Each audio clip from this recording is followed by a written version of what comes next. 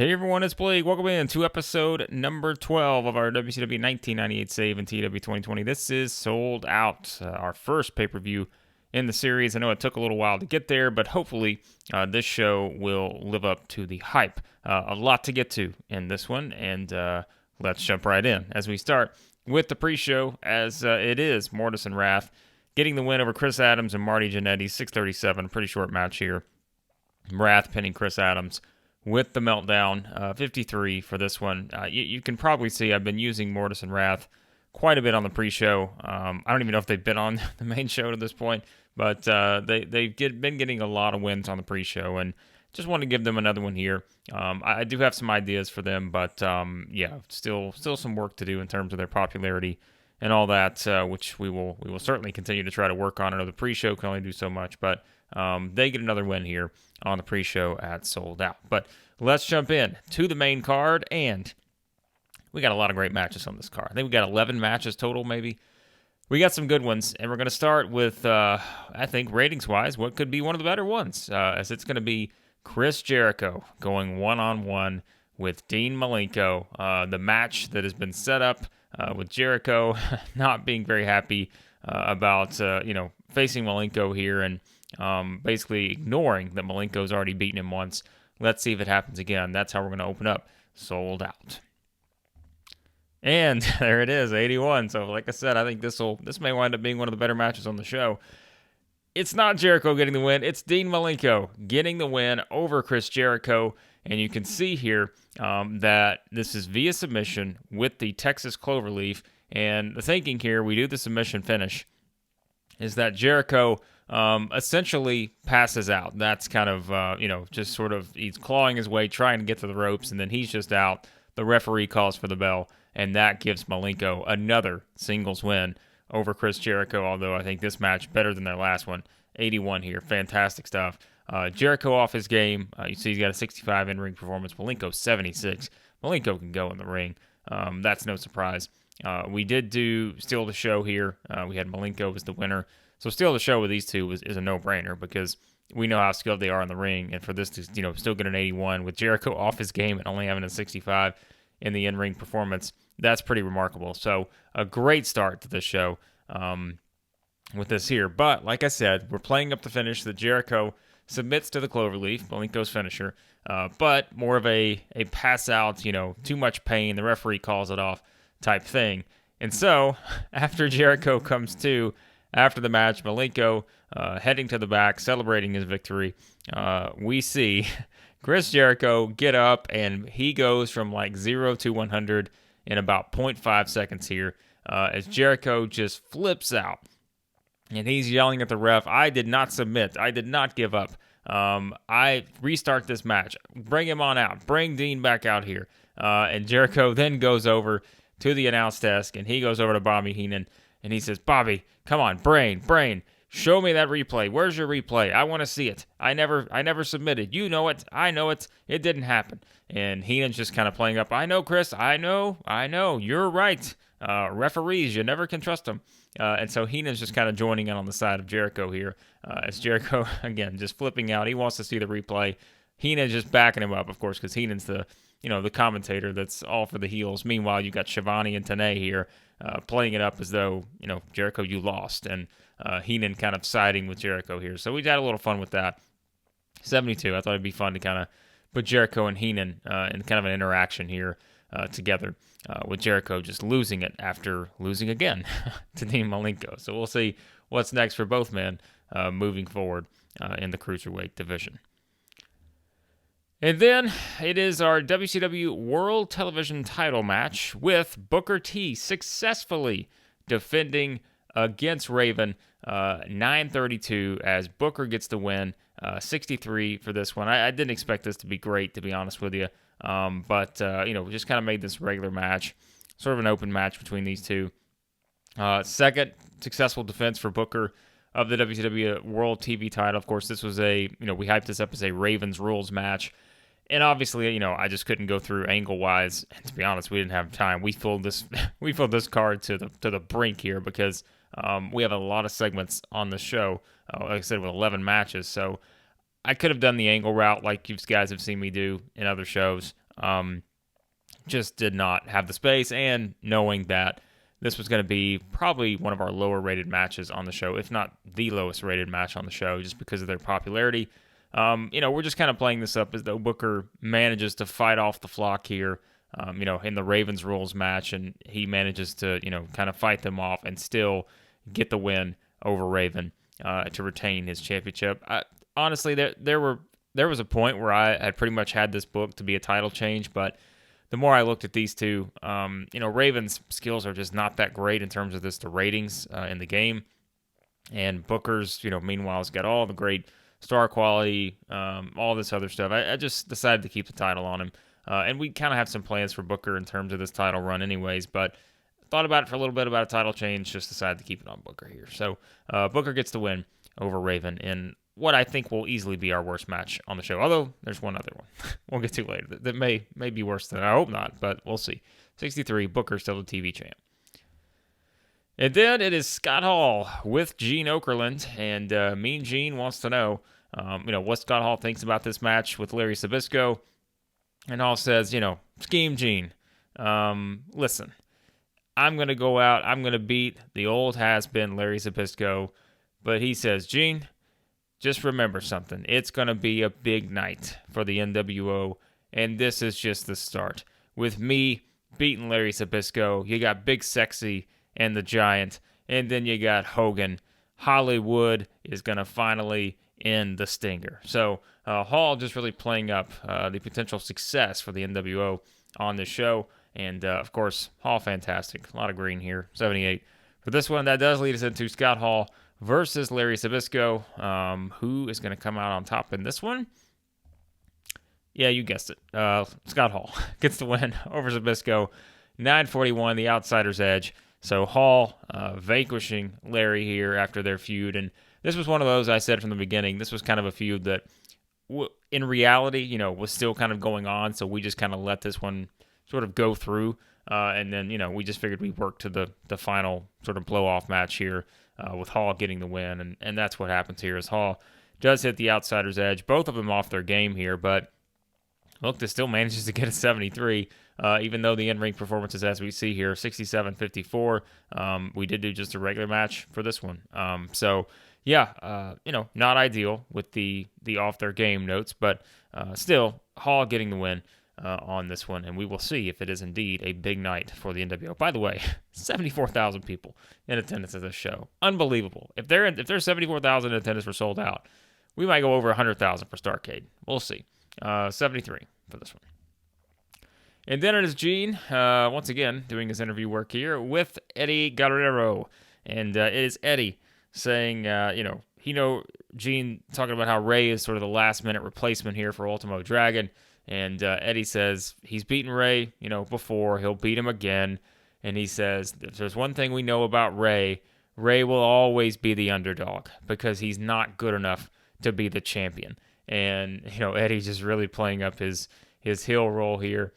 So Eddie saying that, Ray, you better, seek an apology from J.J. Dillon for putting you in this match because I'm going to beat you, and then I'm going to beat you some more and keep my Cruiserweight Championship. So Eddie versus Ray, that is the setup. It's not 2002 here. Ray's overness is not great. Eddie's overness is okay, not to where it would be, but I still think this could be, like I said with Jericho Malenko, I think this could be a terrific match. And this is why we're using the Cruiserweights so much, is because their matches just, they deliver. And especially this foursome right here, Jericho, Malenko, Eddie, and Ray. So let's see. Will Ray be the underdog or will he be the champion coming out of this match? Let's find out. 65 for this segment. And Eddie Guerrero versus Rey Mysterio for the Cruiserweight Championship. And a 79, so not that far off here. They almost hit that 80 mark. That would have been nice. But Eddie does successfully retain the championship via the surprise roll-up. We did do the quick pinfall finish here as Eddie makes his second defense of the Cruiserweight title. So I know they didn't get a lot of time on this one. And again, this was because this was such a packed show. There was only so much time I could deliver on it. I would love to give this a little bit more. But again, we have to remember Ray's popularity. Is it even into the 40s yet? I don't know. But So we give this a little less time. But it's still, I mean, a terrific match here between these two. We did go still to show. Flash pinfall kind of keeps Ray a little strong here. I'm not worried about Eddie not gaining a ton of popularity coming out of it because he's going to do that naturally with what we have in store for him. So, so this, just sort of a sprint here, 8-minute sprint for these two, and Eddie with a surprise roll-up, which we know, we're sure, probably a little handful of tights there, given it is Eddie Guerrero. But 79, once again, is just, you can put those four together in any combination, and we're going to get a terrific match with that group. So they do it again, but Eddie, still the champion. Ray, still the underdog. And then after the match, Eddie said he was going to beat down Ray some more. Well, Eddie goes after Ray after the match. He's not enough. He hasn't had enough here just yet with beating Ray in the match and successfully retaining his title. But he goes after Ray after the match, and here comes Dean Malenko down to make the save. And Malenko gets in the ring, and he gets one good punch in on Eddie, and Eddie drops out and heads out with his Cruiserweight Championship. So you can probably get a good idea of where we're headed here. Malenko gets the win over Jericho. Eddie retains the title against Mysterio. Malenko comes down to make the save for Ray. You put it all together, and you probably know what could be in store in the future now for Eddie Guerrero and that Cruiserweight Championship. So Malenko making the save for Ray here in the spot. 61 for this one. And then it is the Macho Man, Randy Savage, and Lex Luger. So we kind of have dueling promos here. No, they're not cutting a promo together. Randy Savage kind of cutting a promo. We see a little video package. Savage saying he's going to do things his way, not the NWO's way. And kind of get more into Luger's plans to go after Hogan. We know Hogan's kind of been trying to be done with Luger. He wanted to really turn his focus to Sting, and he's been trying to take out Luger, but it just hasn't happened. And, of course, one reason why is because Savage has not helped Hogan in that regard. So that's kind of why we're playing up the different sort of elements here. But a 91, no surprise given what these two can do, especially Savage. On the mic. So that is your setup. Grudge match. Randy Savage versus Lex Luger. I think this one should be pretty good too. Just given the popularity involved in these two. How is it going to unfold? Here we go. Savage wanting to do things his way. Luger trying to build up a little more momentum, perhaps to go after what could be the WCW World Heavyweight Championship, depending on how the main event goes. In Hulk Hogan, or Hollywood Hogan, that is. Let's get into it. Savage versus Luger at Sold Out. And in a 78 match here, not too bad, it is Lex Luger getting the win on Randy Savage in 11:44. The running forearm smash does it here. Again, I'm okay with the 78. Popularity-wise, I would like this to be a little bit better, but Luger's off his game. Luger only with a 62 in the in-ring performance here. So not great here from Lex, but Savage can still go. I mean, at 83 here for this one, with, Savage just continuing to do a lot of good things here. And, I think this finish may surprise some people with the way we built up this match. But, there's, again, we have a big plan in place here as to why Luger gets this win.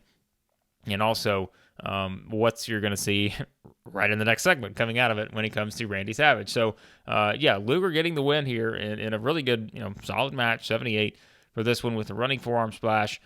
We did do kind of keeping this open.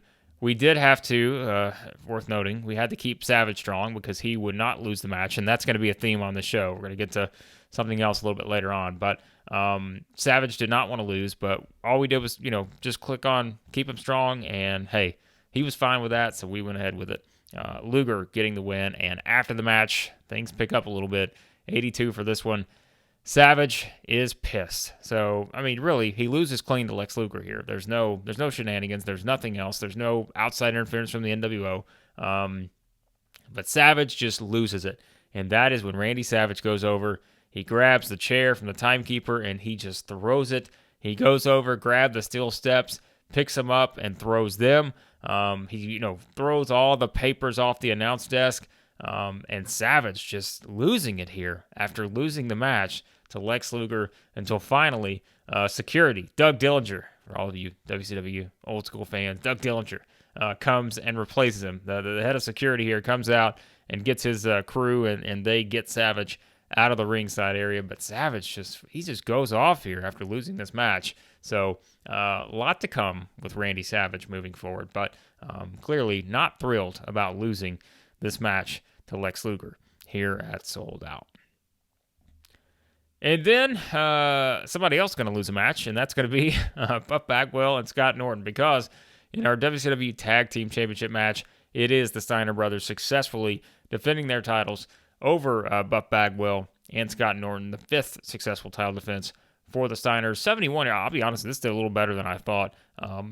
Just kind of given where Buff and Norton are from a popularity standpoint, even Rick, not that over. Scott's popularity is not to what it would be once he got to his singles run, but still, he's kind of over here. I don't want to say he's in the 60s somewhere. So, in-ring performances, no surprise here. The Steiners kind of carrying this match with this one. All the tag team bonuses as usual with these guys.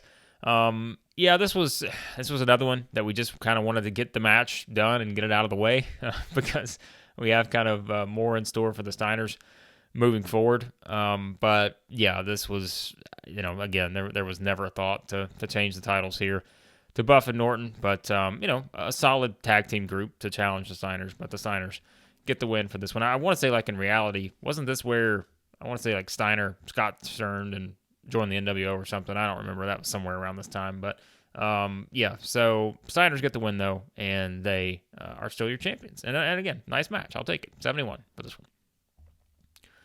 And then it is Gene with DDP. And, of course, the U.S. Heavyweight Championship match coming up here as Page will defend against Steven Regal.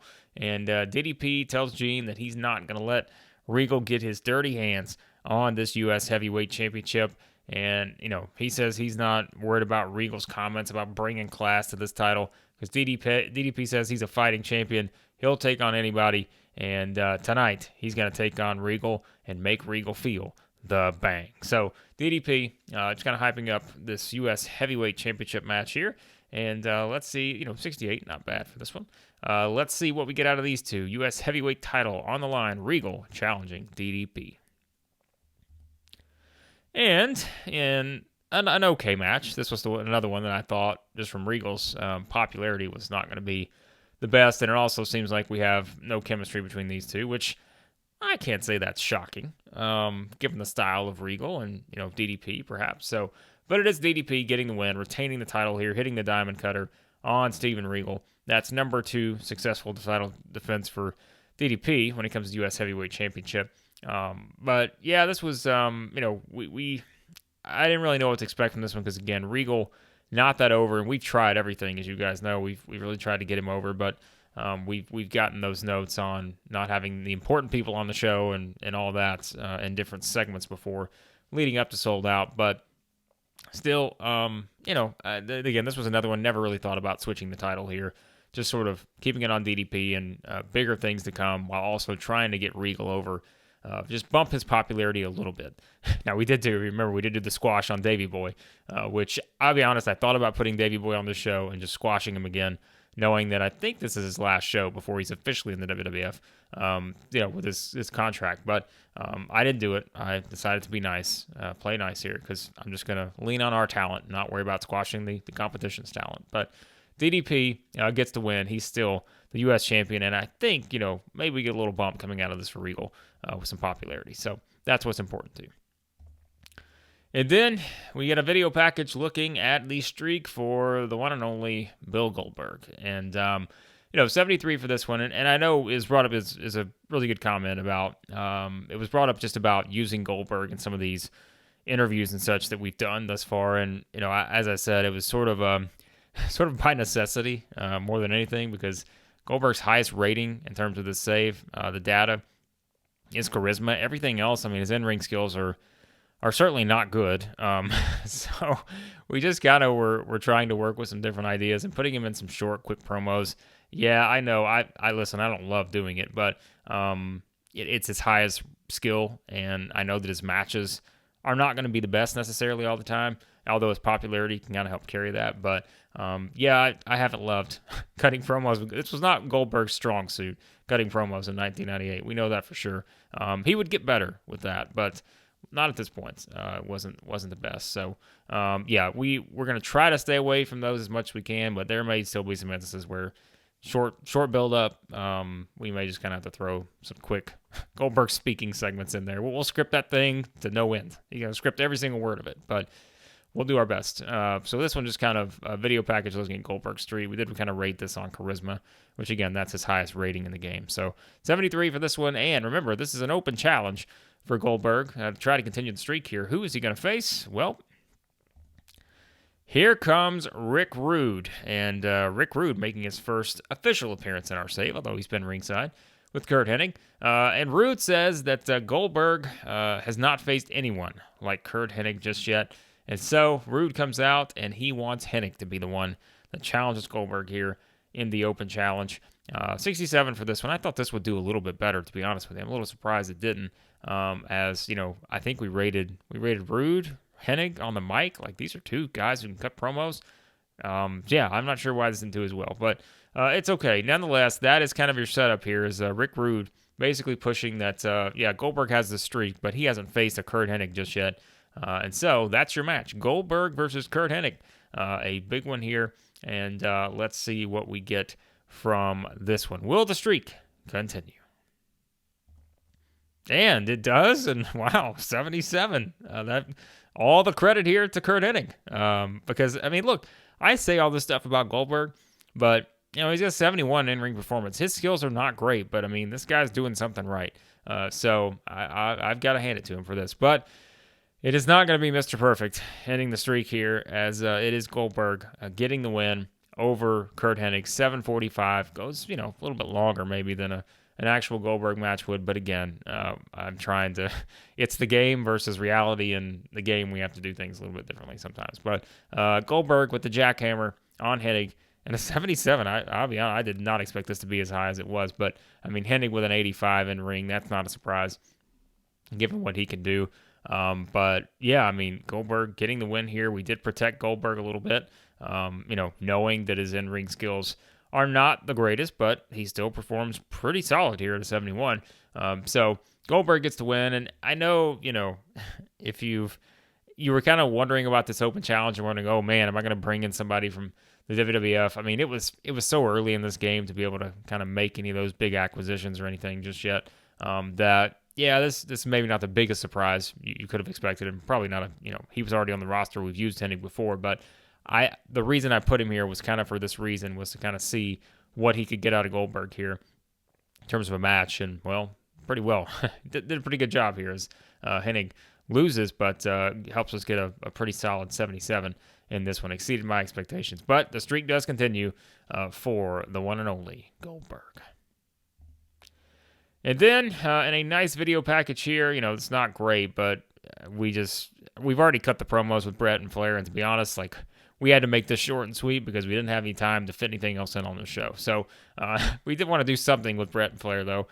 So we got a kind of a video package looking at the build to this match. Of course, the winner of this one, this is Bret's first official match in WCW, and the winner goes on to the SuperBrawl main event next month, to face the winner of tonight's World Heavyweight Championship match between Hollywood Hogan and Sting.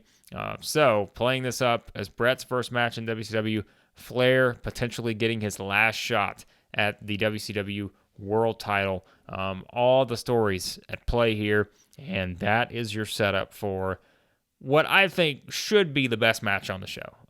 It's just, you know, I'm curious to know how this is going to play out.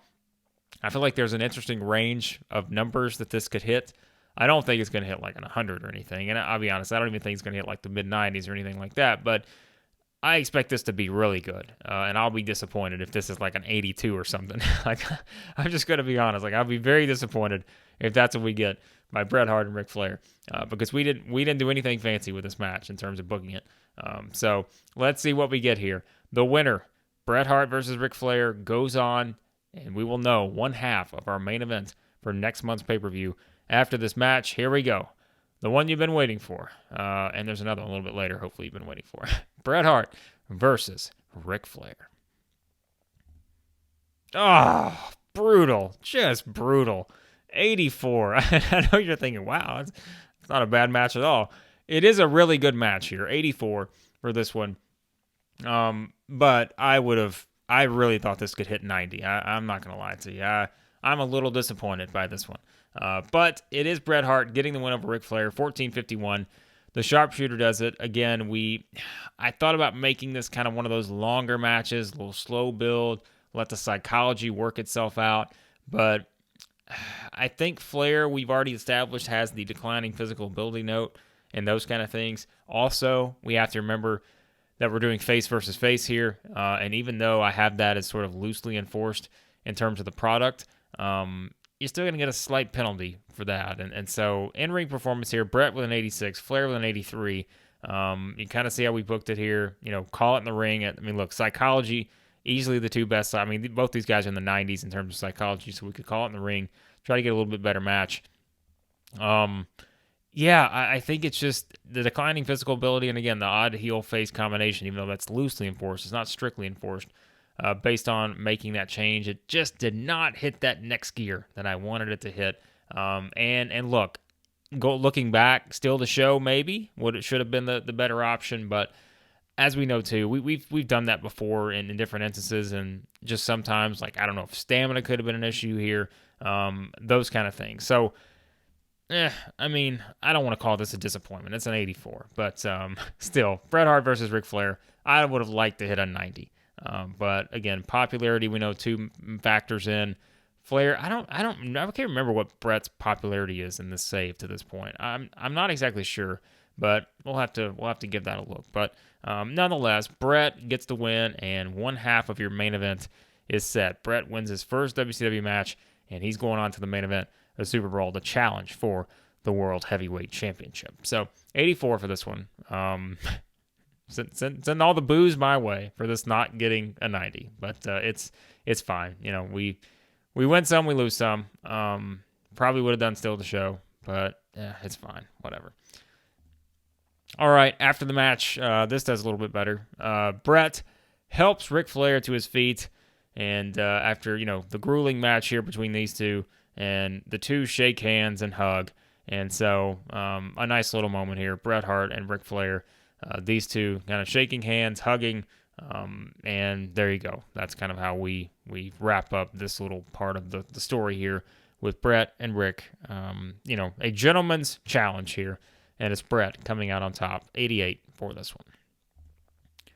And then here's the match I said earlier I didn't know exactly. It may be worse than Booker and Raven. I don't even remember now what we had for Booker and Raven, but it is the Giant and Nash. And as you see here, Nash getting the win over the Giant in 6:59 via disqualification. Now, I would have preferred count out here, and that's what we're going to go with. But I think I just forgot to set the count out finish. Nash with a 68 in-ring performance, Giant with a 54. And I know what you're thinking, like, man, really going count out on a pay-per-view? First of all, Giant off his game. So, my plan here was to have the Giant win this match, and that is how I booked it from the start. But our friend Kevin Nash would not do the job. And so, because Kevin Nash, letting his ego run wild here, he would not do the job in any way, shape, or form. I tried everything. I mean everything. I tried to keep this guy strong. I tried to protect him. I tried to, do the cheap finish. I tried them all. And Nash said, not happening for me, brother. Doesn't work for me, brother. And so, So I had to switch this because first of all, yes, I could have still done it, right? I could have still had the Giant win the match, but Nash was extremely unhappy. He wasn't just unhappy. He was extremely unhappy, or whatever the strongest one was. My fear, of course, is, had this been my WCW or my WWE 2022 save, I wouldn't have worried about anyone walking out of the company. But this is Kevin Nash we're talking about here. He could have just jumped right back to the WWF for all I know after me putting the Giant over him here on pay-per-view, and I did not want that to happen. So I just gave the Nash what he wanted here. I gave in, and he gets the win. Again, we're going to say by count out. So we're basically pushing this as though some shenanigans from Kevin Nash causes the Giant to get counted out. And yeah, I'm not happy about it. But Nash gets the win over the Giant here via countout. I forgot to mark that. But after the match, here's your setup. Giant slowly gets up after whatever's happened with Nash, and then that leads to Giant sort of, basically having this face right here. When you see these eyes, you know you better run the hell away. So we get the Giant kind of looking at Nash just like that, and then he starts chasing Nash through the crowd. So that is kind of how we finish it, and yeah, this is probably going to continue now because I want to give this a better payoff, but I was not happy about this, but Nash, you're not getting a title run anytime soon. I'll tell you that after this whole shenanigan here with this one. So 72 for this, but Nash gets the win, but Giant chasing Nash away. So no, we're not done with these two just yet. And here we go. It is time for our main event. Speaking of guys who don't want to do the jobs, Hogan talking to Mean Gene Okerlund here. And Gene, just basically asking Hogan his thoughts heading into this match. And Hogan just continues to say he's going to finish Sting. He said he proved at Starrcade he was the better man than Sting. Everybody knows he got screwed in that match. And Hogan says he's going to prove tonight that he is better than Sting and all this Sting's been doing to finally get his hands on the title. Hogan says he hopes he enjoyed it at Starrcade because the title's going to come back home to the NWO tonight. And that is how we lead into our main event here. 98 for Hollywood Hogan, cutting a promo. Our huge World Heavyweight Championship match. Let's jump in. This is for all the marbles. Coming out of the controversial finish at Starrcade, we went the route that they went in reality. We stripped Sting of the title. We vacated the championship. And now the official match is set for the title. Here we go. And in the match, we have Sting taking control. Yeah, we're going to go the angle route here. If you haven't seen this before, like in any of my other saves, I basically do angles to kind of play out the matches. It's the one thing about TEW. I like to kind of tell stories sometimes with the matches, but you can't always do that. So we're kind of using the freestyle angles here to kind of play this up. So Sting taking control on Hogan. So Hogan kind of, getting control of Sting. Sting takes control. All the momentum seems to be in Sting's favor here. This gets an 86. And then here comes Scott Hall. Because remember, if you're wondering why just Scott Hall, well, as we just played up, the Giant has chased Nash out of the building apparently. So Nash is out of the picture. But here comes Hall. And Hall comes over and he grabs Sting's bat. And that's kind of been, the one tool we've been using in a lot of these segments is Sting's bat. And we know that Sting has hit Hall with the bat recently. But Hall goes over, grabs Sting's bat, and, while Sting is in control, that leads to a little, distraction here. Sting is starting to look at Hall. But as he's doing that, here comes Bret Hart. And Bret comes down, and he's not having this. Because at Starrcade, we remember Bret came down, tried to, be the guy in reality that just a whole debacle in terms of how they use Bret in reality at Starrcade. But he's coming down here again. And then Bret just starts going at it with Scott Hall. So we got these two going out on the outside, Sting and Hogan in the ring. And that's when, of course, as we said, Hall had Sting's bat. Well, Hall had went to lay that bat right in the ring. So as, kind of all this distraction, Hall lays the bat in the ring. The referee is distracted at this point. And then that is when, we kind of have the shenanigans still going on here as Sting goes over to grab the bat. And, well, the referee also goes over to try to take the bat away from Sting. And then that gets an 86. And then from there, the ref able to get the bat away from Sting. And as the ref's back is turned, Hogan doesn't need the bat because Hogan has the WCW World Championship that he has retrieved after all of this distraction on the other side of the ring with Bret fighting Hall, Sting picking up the bat, the referee taking the bat, and that is when Hogan decks Sting with the World Heavyweight Championship with the referee going over and throwing the bat out of the ring, never sees it, and Hogan throws the belt out, goes over, pins Sting 1, 2, 3, as Hollywood Hogan gets the win. Again, we can't control the finish here with this, but it is Hogan getting the win over Sting, 86. Another one I thought could do a little bit better, although I didn't expect this to be great. I thought maybe like 88 or something would be the highest this could go. But Hogan, with shenanigans in play, gets the win over Sting, 15-26. The interference from Hall certainly plays into the match, as the bat we thought could be something that could play in here. But, Sting had enough. He was like, I know, whatever, this is a championship match, but I'm grabbing that bat. We didn't know what Sting was going to do with it. The referee rips it away. That's just enough time with the referee distracted for Hogan to deck Sting with the WCW World Heavyweight Championship. And that is Hogan getting the win here to become the champion. 82, Hogan in ring performance, Sting with an 85. Hogan and Sting, pretty good chemistry. That's, I'm not surprised by that. I think these two certainly work well together. So at 86, we'll take that. I mean, it's, like I said, I'm not disappointed with that. Bret and Flair, I'm disappointed by, because I needed that one to be like a 90. But this one, I'm not disappointed by an 86 for these two. So if you kind of look at how we did here, the tainted finish, Hall interfere, that's kind of how we play it up. Kind of giving, look, it's the NWO, right? And, Hall was right, though, if you think about it. Hall said it's going to be a big night for the NWO. Well, all three of the big three NWO members win their matches. Although, like I said, that was not the plan. I had planned the Giant to win that one, but Nash is just a egomaniac in this game, apparently. But, so, Hogan gets the win via shenanigans. And so, what does that mean? Well, we're not done just yet, because we're going to wrap up with a 92 segment here, as it is Hogan and Hall escaping with the WCW World Heavyweight Championship. And then, Sting is out in the ring after taking the hit from the title shot, and he's kind of gathering himself. And that is when Bret Hart goes in the middle of the ring, and Bret just staring down Hogan and Hall, who are kind of backing their way down the aisle and to the back, with Hogan holding the championship high, and Bret staring both of them down as we go off the air at Sold Out. So a 92 for this one, a great finish here.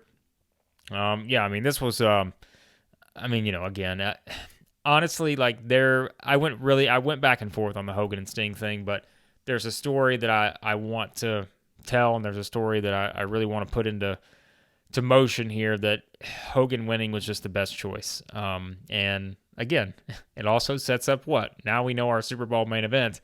It's going to be Bret Hart versus Hollywood Hogan for the World Championship. And I think at this point, Bret versus Sting would have been a good match. But if you're looking at the story, the one you cannot deny, Bret versus Hogan for the championship, Bret coming over at his highest point after the Montreal Screwjob into WCW, I just think it's a no-brainer to do this match. Why wait a year to do this when we can just go right into it and get what's probably outside of Sting and Hogan, which I'm going to be honest, I feel like the Starrcade thing just screwed everything up to where it would have been great for that whole year build for Sting to have this long run, but I think the Starrcade finish in reality just completely botched everything. And so putting the title back on Sting after all this controversy, and I don't know. I feel like going to Bret and Hogan's the right move here. So that's what we're going to do. And that is, again, how we finish up this show, 92 for this one. 88 for Sold Out. Increases our popularity in 16 regions. A fantastic show. This was a really good one. Like I said, all the matches, for the most part, delivered. Again, I'm complaining about an 84 rated match between Bret and Flair. That's just me, wanting an extra 5 or 6 points out of that one. So it's not like it was a bad match. Goldberg and Hennig, 77. The two cruiserweight matches, Jericho, Malenko, 81. My goodness, Jericho, I even forgot, by the time we get to this show. Jericho, Malenko had an 81 for those guys. Eddie and Ray, 79. Even Hall and Zbyszko was good. Luger Savage was good. There's just, even the tag team title match, like I said, that was probably exceeded a little expectations there. So, yeah, a lot of good stuff on the show. And then you've, of course, got the Giant Nash, who maybe I should make a speech and just, remount Kevin Nash, because unbelievable that I had to book this match the way that I did for him. But still, the biggest story coming out of it, Hollywood Hogan, once again, the WCW World Heavyweight Championship, or World Heavyweight Champion. And now we know his first official title defense will be a month from now, February, week 4, SuperBrawl, the main event. It is set. So, all right, let's make our speeches for this. And let's see who we want to praise for this one. We're going to praise Bret Hart. I know I probably shouldn't, but we're still going to praise him. I really would like to just throw Kevin Nash here. Just rip the guy, but I'm not going to do it. I mean, come on, I think we're going to give some props to our guy Goldberg. I mean, come on, he had a great match, so we're going to praise him for a great performance. And let's see, we're also going to praise Curt Hennig, because Hennig carried Goldberg to a great match. So we're going to go with those 3 for this one. And all right, let's make our speeches, and then we will see what we need to get to before we wrap up this episode. All right, so sold out, awesome show, fantastic reviews for this one. Good to know. Let's look at some news here. Terry Taylor retiring. Okay, Rocky Johnson retiring. That's all right. 1998 makes sense. Anything else here? All right, nothing really there. Let's go into the mail and our USA area battle result. We finished second, so we finished behind the WWF. Not surprised by that at all. As we pointed out from the start of the save, WWF number 1, we are number 2. So I think that will, what does that do? Does that impact our popularity a little bit? We may drop. I don't think it's going to be significant by any means, but yeah, that could be something worth noting. But WCW NWO sold out dormant due to its settings. Oh, okay. So it may have just been how it was set. And my guess is it may have been because of the WCW NWO thing. And so I think just probably the mod was just made to where the event goes dormant after used once. We'll revive that and change the settings. So no big deal there. Of course, you got to be kidding me. A clique building with Hollywood Hogan. I'm shocked. Stunned. This guy wins the championship and all of a sudden he's got a clique building. He's formed oh shit. He's formed an alliance with Elizabeth and Eric Bischoff. Randy Savage. You thought Randy Savage is already pissed. Remember, Savage will not be in any segments with Hogan. That is the deal here. Like, we can't put Savage and Hogan, which is I hate, because I would love to do something there, but we cannot put Hogan and Savage in any segment together because Savage nixed it. He hates Hogan so much he refuses to be in any segments with him. But now, I mean, Savage may have to rethink this, because apparently Hogan building a clique with Elizabeth is not going to make Randy Savage happy, but I'm not surprised to see Bischoff in there. Hogan. This save is going to be entertainment just because of having to deal with this backstage shenanigans with guys like Hogan and Nash and those guys. Like, it's going to be unbelievable. So this thing may go completely off the rails just because of that reason. We may decide one day, just, you know what, screw Hogan, screw Nash. We're having those guys lose and they're out of here. So I don't think that's smart business-wise, but it's worth noting. Let's see. So, all right, figures, whatever. Buy rate, 2.21, 1.1 million buys. I assume that's pretty good. We'll take that. WCW Saturday Night at 0.14, whatever. All right, nonetheless, they're sold out. An awesome show. Like I said, I think a lot of our stuff delivered there. We did lose the area battle for the month, but we'll look at all that in the State of WCW, which, again, if you haven't followed my other series, at the end of each month, we do a State of, where we really dive into the game itself and the ratings. For the company, we look at popularity ratings for superstars. We look at size. We look at the creative storylines. Like, we look at the competition. It's a lot of fun. So some people enjoy those more than the actual shows themselves. So we will do that in our next episode with that one. But hopefully you enjoyed Sold Out.